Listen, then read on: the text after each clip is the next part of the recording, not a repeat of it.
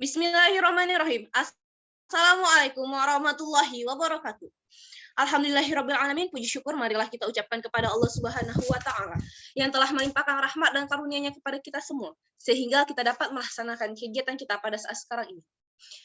Salat beriringan salam, tidak terlupa pula kita sanjung sajikan kepada Nabi besar Muhammad SAW. Semoga dengan salat tersebut bisa menjadi syafaat kita di yaumul akhirat kelak. Yang terhormat Bapak Dr. Rinaldi Idrus SSI selaku dosen pengampu mata kuliah analisis instrumentasi. Izinkanlah kami dari kelompok 4 yang beranggotakan Cut Nurul Iza, Nisa Amlia, Winda Vandika, dan saya sendiri Saprita Suryani Nestri untuk memaparkan materi kami mengenai sampel gas kromatografi dan high performance liquid kromatografi. Berikut merupakan outline dari presentasi kami. Untuk pemaparan materi selanjutnya akan dijelaskan oleh saudara Nisa Amlia. Kepada Nisa dipersilakan.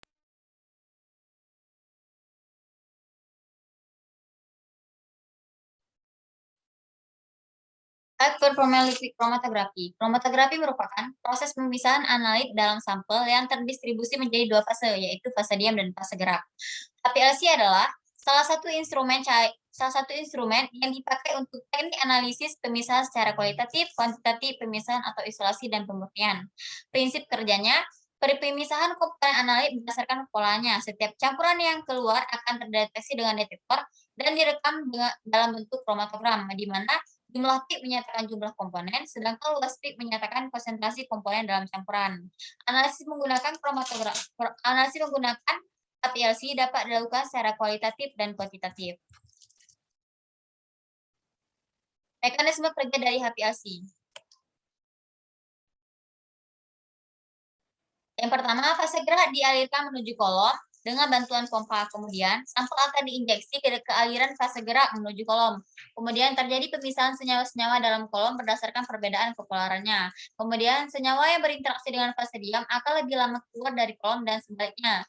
Kemudian, senyawa yang keluar dari kolom akan masuk ke detektor, mendeteksi keberadaan komponen yang telah melewati kolom. Kemudian, detektor yang mendeteksi keberadaan kolom yang telah melewati kolom akan memberikan sinyal elektronik pada pengolahan data dan ditampilkan output visual hasil analisis dalam bentuk kromatogram. Komponen HPLC. Yang pertama ada pompa, yang mana berfungsi untuk mendorong eluent dan sampel tersebut masuk ke dalam kolom. Kemudian ada injektor, yang mana tempat memasukkan sampel dan kemudian sampel dapat didistribusikan masuk ke dalam kolom. Kemudian kolom pemisah ion, yang berfungsi untuk memisahkan ion-ion yang ada di dalam sampel. Kemudian detektor, yang berfungsi membaca ion yang lewat ke dalam detektor. Kemudian ada eluent, yang berfungsi sebagai fase gerak yang akan membawa sampel tersebut masuk ke dalam kolom pemisah. Yang terakhir ada recorder data, yang berfungsi untuk merekam dan mengolah data yang masuk. Kemudian selanjutnya akan dijelaskan oleh teman saya.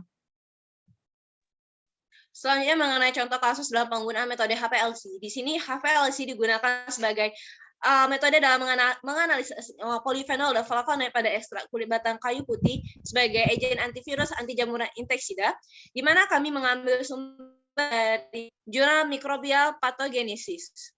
Next.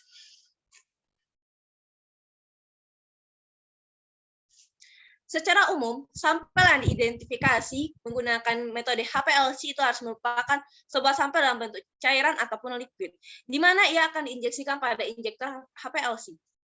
Molekul sampel yang diinjeksikan menuju kolom analisis dan tidak akan berkumpul pada suatu titik secara serempak pada waktu yang sama. Molekul analit akan mengalami hambatan fase diam di dalam kolom dengan waktu yang berbeda. Maka dengan demikian hasil yang keluar pun akan terjadi secara hasilnya keluar itu akan membentuk sebuah kromatogram. Berikut merupakan grafik ataupun gambar dari kromatogram senyawa fenolik dan flavonoid dari ekstrak kulit batang kayu putih. Pada sumbu X itu menggambarkan waktu retensi dari senyawa tersebut, dan sumbu Y menggambarkan absorbansi dari senyawa tersebut, di mana hubungan dari kedua tersebut akan bisa menentukan konsentrat dari senyawa polifenol dan flavonoid dari ekstrak batang kulit kayu putih. Berdasarkan hasil tersebut, ada 6 senyawa yang memiliki konsentrat yang tertinggi dengan waktu retensi yang berbeda-beda. Yang mana ada yang terdiri dari asam benzoat, asam salisilat, kuinol, asam elegic, mirisetin, dan rutin. Mirisetin dan rutin merupakan senyawa yang merupakan senyawa flavonoid. Waktu retensi merupakan selang waktu yang diperlukan untuk analit mulai saat diinjeksi sampai keluar dari kolom dan sinyalnya secara maksimal ditangkap oleh detektor. Berdasarkan data tersebut, maka senyawa yang memiliki konsentrat tertinggi pada ekstrak kulit batang kayu putih yaitu asam benzoat dengan nilai 363,82. Next, selanjutnya akan dijelaskan oleh teman. Baik, selanjutnya adalah kromatografi gas, yaitu suatu teknik pemisahan senyawa kimia dari komponen-komponen yang berada dalam fase gerak gas dan fase diam, di mana kromatografi gas digunakan untuk mengidentifikasi semua senyawa organik yang mudah menguap, dan juga analisis kualitatif maupun kuantitatif pada campuran. Prinsip dari kromatografi gas yaitu pemisahan komponen-komponen senyawa kimia menjadi fase uap. Hasil dari pemisahan pada kromatografi gas disebut dengan kromatogram. Pemisahan pada kromatografi gas didasarkan pada titik didih suatu senyawa dikurangi dengan semua interaksi yang terjadi antara solut dengan fase diam. Selanjutnya akan dijelaskan oleh teman saya. Baik, selanjutnya komponen utama dari kromatografi gas. Yang pertama ada gas pembawa. Gas pembawa atau yang sering disebut dengan fase gerak dalam kromatografi gas digunakan untuk membawa solut ke dalam kolom. Yang kedua ada pengatur laju dan tekanan, biasanya disebut juga dengan pengurangan Rager. Yang ketiga ada injektor. Fungsi dari injektor adalah untuk mengantarkan sampel ke dalam aliran gas pembawa. Selanjutnya ada detektor, di mana fungsinya adalah sebagai pendeteksi komponen-komponen yang telah dipisahkan dari kolom secara terus-menerus cepat dan akurat. Selanjutnya ada detektor amplifier, di mana sinyal dari detektor akan terekam pada detektor amplifier yang khusus menghubungkan sinyal spektrum pada pengolah data. Selanjutnya ada kolom. Kolom merupakan tempat terjadinya proses pemisahan karena di dalamnya terdapat fase diam. Selanjutnya ada terminal pengolahan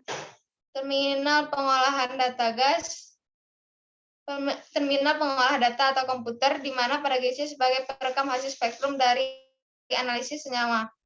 Next. Baik, selanjutnya ada skema kerja kromatografi gas, di mana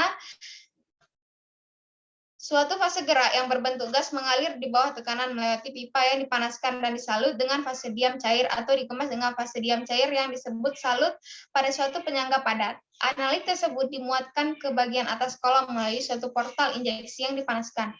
Suhu oven dijaga atau diprogram agar meningkat secara bertahap. Ketika sudah berada dalam kolom, terjadi pemisahan antara komponen. Pemisahan ini akan bergantung pada lamanya waktu relatif yang dibutuhkan oleh komponen-komponen tersebut di dalam fase diam. Selanjutnya,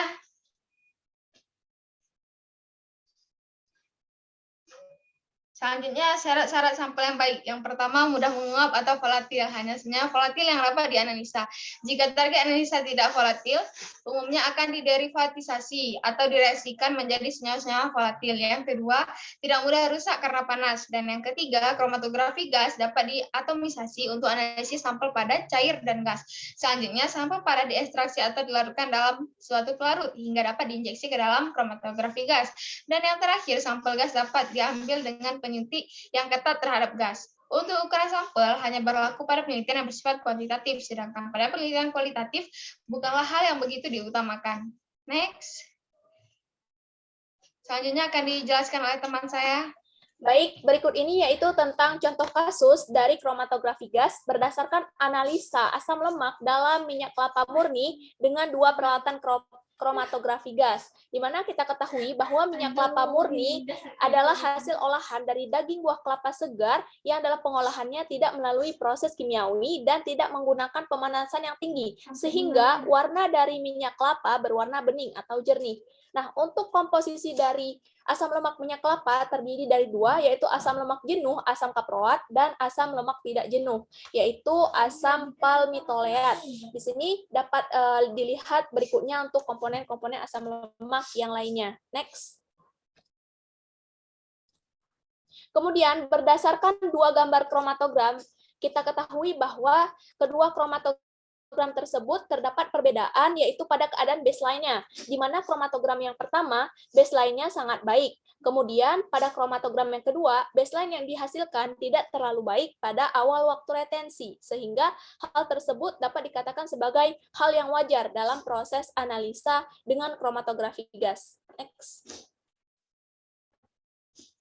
Kemudian dari tabel data berikut dapat kita lihat bahwa terdapat 7 jenis asam lemak yang teridentifikasi pada metil ester yang dianalisis pada lab 1, sedangkan untuk analisis pada lab 2 terdapat 8 jenis asam lemak yang teridentifikasi pada metil ester. Untuk waktu retensi pada asam lemak rantai pendek dapat dilihat pada slide berikut ini, dan untuk asam lemak rantai panjang juga dapat dilihat pada slide berikut ini dengan 2 analisis laboratorium 1 dan 2. Kita lihat bahwa waktu retensi pada kedua analisis tersebut hampir sama, dan hal ini menunjukkan konsistensi alat yang digunakan untuk setiap lab cukup tinggi. Kemudian dari kedua data lab 1 dan lab 2, kita lihat bahwa asam stearat tidak muncul pada lab 1. Hal tersebut dikarenakan asam stearat tertinggal di dalam kolom, sedangkan pada analisis lab 2 asam tersebut muncul. Next. Baiklah, selanjutnya akan dijelaskan oleh teman saya. Dari pemaparan di atas dapat kita lihat bahwasanya HPLC dan GC mempunyai kelebihan dan kekurangannya masing-masing. Adapun kelebihan dan kekurangannya dapat dilihat pada slide berikut ini. Kemudian next akan dijelaskan oleh teman saya.